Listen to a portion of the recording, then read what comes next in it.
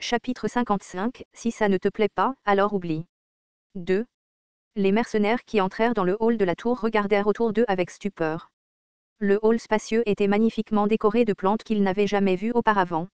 Des statues d'apparence coûteuse étaient placées ici et là, ce qui rendait difficile de dire si elles se trouvaient dans la tour d'un mage ou dans le château d'un riche noble. En voyant les mercenaires bouche bée, Sylvain, l'apprenti mage qui gardait le hall, fronça les sourcils. Tisque, qu'est-ce que c'est que ça? Une bande de mendiants qui s'entassent pour salir le sol. C'était une réaction typique d'un mage de la tour de la flamme écarlate. Sylvain n'avait pas toujours été comme ça. Ce n'est qu'après avoir passé du temps dans la tour de la flamme écarlate qu'il a été influencé par son atmosphère. Est-ce que le portier les a laissés entrer par peur? Bien que leur apparence soit minable, le groupe de Guilain avait au moins une arme attachée à la taille. Même si le portier venait de la tour des mages, ils n'étaient que des personnes ordinaires sans magie, il leur aurait donc été difficile d'empêcher un grand groupe de se frayer un chemin à l'intérieur. Sylvain poussa un soupir. Il semblait qu'il allait devoir s'occuper lui-même de ces mendiants. Alors que Sylvain leva le menton avec arrogance et s'approchait des mercenaires, le portier courut vers lui avec une expression paniquée. Tisque, tisque, je t'avais dit de ne pas laisser entrer n'importe qui. Tu as eu peur parce qu'ils étaient trop nombreux, et pourtant tu prétends garder la plus grande tour de la flamme écarlate du Nord. Avant que Sylvain ne puisse finir sa phrase, le portier lui chuchota à l'oreille. Sylvain plissa les yeux, hocha la tête plusieurs fois, puis s'inclina immédiatement à angle droit devant Guilain. Nous sommes honorés de ta présence. Puis-je vous demander d'où vous venez?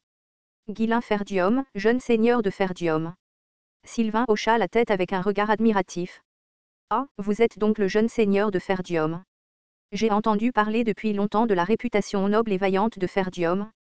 Dès le moment où je vous ai vu, j'ai su que vous n'étiez pas une personne ordinaire, et il semble que mon jugement était correct. Bien qu'il ait parlé de manière flatteuse, en vérité, Sylvain ne savait même pas où se trouvait Ferdium. Il a simplement reconnu que Guilain était un noble et avait apporté des biens de valeur, donc la flatterie était le pari le plus sûr. Sachant cela aussi, Guilain a simplement souri aux éloges mielleux sans se laisser influencer. Je suis venu vendre des pierres runiques et une assez grande quantité. J'aimerais rencontrer un mage de haut rang qui puisse gérer la transaction. Si possible, je préférerais rencontrer directement le maître de la tour. Je vais envoyer un message immédiatement, alors veuillez patienter un moment. Sylvain inclina immédiatement la tête et conduisit le groupe de Guilain dans la salle de réception. Dès qu'il sortit de la pièce, il avertit sévèrement les servantes. Assurez-vous de traiter les invités avec le plus grand soin afin qu'ils ne se sentent pas mal à l'aise. Après avoir insisté à plusieurs reprises sur ce point, Sylvain se précipita vers le maître de la tour. Le groupe de Guilain avait apporté plusieurs chariots.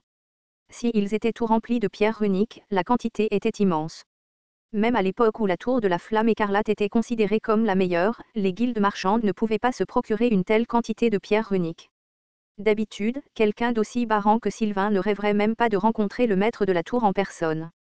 Mais maintenant, il n'y avait pas de temps pour suivre les étapes et les canaux habituels. Guilain pouvait changer d'avis et partir à tout moment. Je ne devrais pas me faire gronder avec une pierre runique de ce niveau. Sylvain serra sa poitrine battante et se précipita vers le maître de la tour. À cette époque, une réunion sérieuse se déroulait au dernier étage de la tour. Les pierres runiques s'épuisent. Un homme d'âge moyen, dont les cheveux s'éclaircissaient mais arborait une moustache élégante, affichait une expression désagréable. C'est exact.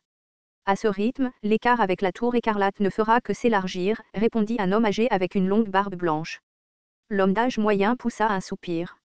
Ah, comment en est-on arrivé là? Cet homme mélancolique n'était autre qu'Hubert, le maître de la tour de la flamme écarlate et un mage du 6e cercle. Même s'il avait plus de 60 ans, son niveau de mana élevé lui permettait de conserver une apparence jeune pendant assez longtemps. Il se souciait également beaucoup de son apparence, ce qui le faisait paraître plus jeune que son âge. Cependant, récemment, des rides avaient commencé à se propager rapidement sur son visage. N'y a-t-il pas une bonne solution? Hubert jeta un coup d'œil autour de la pièce en demandant. Les 5 anciens assis de chaque côté de lui restèrent silencieux. Frustré, Hubert les exhorta bruyamment. Non, comment sommes-nous censés surpasser la tour écarlate à ce rythme? Ils étaient en dessous de nous. En dessous? Cela ne blessait-il pas votre fierté? Les anciens tournèrent subtilement la tête, grommelant intérieurement. Eh bien, si seulement tu n'avais pas passé autant de temps à te mêler aux nobles et que tu t'étais davantage concentré sur l'entraînement. Leur maître de la tour est un mage du 7e cercle. Comment sommes-nous censés rivaliser alors que le nôtre n'est qu'au 6e cercle? Il passait tout son temps à s'habiller et à se faire plaisir, et maintenant il pique une crise. Les mages, par nature, sont un groupe très individualiste. C'est pourquoi ils sont également très doués pour rejeter la faute sur les autres. En fait, blâmer les autres est la première chose qu'ils font. Les anciens pensaient que la tour de la flamme écarlate avait pris du retard parce que leur maître de la tour n'avait pas réussi à améliorer ses compétences. D'un autre côté, le maître de la tour pensait que la tour entière était devenue paresseuse, c'est pourquoi ils avaient été dépassés. Finalement, l'un des anciens leva la main. Ils faisaient, après tout, partie de la même tour, et se partager la responsabilité ne les mènerait nulle part. Bien sûr, nous devons améliorer les compétences des mages. Nous devons prouver qui sont vraiment les vrais maîtres du Nord. La tour de la flamme pourpre et la tour écarlate appartenaient toutes deux à la même école de magie du feu et étaient rivales depuis longtemps. Comme elles partageaient un système magique similaire et étaient toutes deux basées dans le Nord, il était inévitable qu'elles deviennent concurrentes. Alors, comment comptez-vous exactement les améliorer ? Voulez-vous que tout le monde mène des expériences à main nue ? La compétence d'un mage est généralement mesurée par le nombre de sorts qu'il peut lancer. Pour activer la magie, il faut interpréter les formules de sorts à sa manière et les imprégner de sa volonté. Si elle est mal faite, la magie peut se détraquer, provoquant l'explosion du corps du mage ou le laissant définitivement handicapé. Naturellement, la recherche ne pouvait pas être effectuée à main nue, les pierres runiques, qui pouvaient absorber le choc des sorts ratés, étaient absolument nécessaires. Si les pierres runiques s'épuisent, nous ne pourrons même pas nous entraîner correctement. C'est vrai. Les pierres runiques étaient essentielles pour assurer la sécurité des mages. Mais ce n'était pas tout. L'utilisation de pierres runiques permettait aux mages d'augmenter rapidement leur mana et pouvait même être utilisées comme source de mana auxiliaire. En bref, elles étaient des matériaux indispensables pour tout mage. Sommes-nous des mendiants ? Manquons-nous d'argent ? Travailler avec notre corps est quelque chose que seuls les pauvres sorciers font. Même le maître de la tour écarlate s'est entraîné avec rien d'autre que son corps. Arrête de parler de ce bâtard. Et comment savons-nous que c'est vrai ? Si j'avais une pierre runique, je pourrais facilement atteindre le 7e cercle aussi. Hubert cria à tue-tête de frustration. Bien qu'apparemment silencieux avec la tête baissée, les anciens commencèrent secrètement à se moquer de lui dans leurs pensées. Ouais, c'est vrai, comme si c'était si facile. Si c'était aussi simple qu'il le dit, tous les anciens maîtres de la tour auraient atteint le 7e cercle. Honnêtement, il semble que ce ne soit qu'une question de temps avant que la tour écarlate ne devienne la plus grande du royaume. À l'exception du magicien de la cour employé par le duché de Delphine, la seule personne du royaume à avoir atteint le 7e cercle était Delmu, le maître de la tour écarlate. Ignorant ce que pensaient les anciens, Hubert serra les dents et souffla de colère. Pouah ! Si seulement j'avais assez de pierres runiques, je pourrais aussi atteindre le 7e cercle. Si même quelqu'un comme Delmu y est parvenu, pourquoi ne le ferais-je pas ? Hubert était toujours sensible lorsqu'on le comparait à Delmu. Ce misérable Delmu avait soi-disant atteint le 7e cercle malgré les mauvais traitements infligés par son maître et le fait qu'il n'ait même pas reçu d'allocation de subsistance de la tour. Hubert, élevé comme héritier dans le meilleur des environnements avec un soutien abondant, ne pouvait s'empêcher d'être en proie à l'infériorité. L'un des anciens, remarquant l'agitation croissante d'Hubert, s'éclaircit la gorge et tenta de changer de sujet. Cependant, même lorsque nous nous renseignons auprès des guildes marchandes, elles prétendent toutes n'avoir aucun stock. La tour écarlate a considérablement fait grimper les prix, mais même lorsque nous acceptons de les égaler, elles insistent toujours sur le fait qu'il n'y en a pas de disponible. Il n'y a aucun moyen d'obtenir des pierres runiques. La plupart des guildes marchandes qui traitaient avec la tour de la flamme écarlate avaient soit réduit leur approvisionnement en pierres runiques, soit l'avaient complètement arrêté. Bien que les pierres runiques soient effectivement rares, leur disponibilité avait sensiblement diminué ces derniers temps. Soupir, pourquoi en est-on arrivé là ? Pourquoi est-il devenu si difficile d'acquérir des pierres runiques ? Ils avaient passé toute leur vie immergés dans l'étude de la magie au sein de la tour, ignorant du fonctionnement du monde extérieur. Ils comptaient simplement sur la richesse transmise par leurs prédécesseurs. En conséquence, même dans cette situation, ils ne pouvaient pas comprendre où les choses avaient mal tourné. Se frottant le visage des deux mains, Hubert demanda d'une voix lasse, comment se passe la production d'artefacts ? Avec la pénurie de pierres runiques, cela devient également de plus en plus difficile. La création d'outils et de parchemins magiques était la principale source de revenus de la tour. Sans suffisamment de pierres runiques, il ne pouvait pas continuer à produire des outils magiques. Hubert avait envie de pleurer. La tour de la flamme écarlate, autrefois grande, qui était considérée comme le summum de son genre, avait non seulement perdu le titre de meilleur du Nord pendant son mandat, mais s'affaiblissait désormais régulièrement. La tour ne déclinerait pas seulement à ce rythme-là, elle se transformerait en rien de plus qu'un magasin de parchemins. N'y a-t-il vraiment aucun moyen d'obtenir des pierres runiques ? La seule option est de voyager dans d'autres régions et d'en rapporter de petites quantités. Mais nous avons beaucoup de monde, et il y a beaucoup d'endroits où nous devons les utiliser. La tour écarlate a aussi beaucoup de monde, n'est-ce pas? Ils doivent tout acheter, n'est-ce pas? Il y a des rumeurs, et la plupart des gens disent qu'ils vendent tout à la tour écarlate, mais honnêtement, c'est difficile à dire.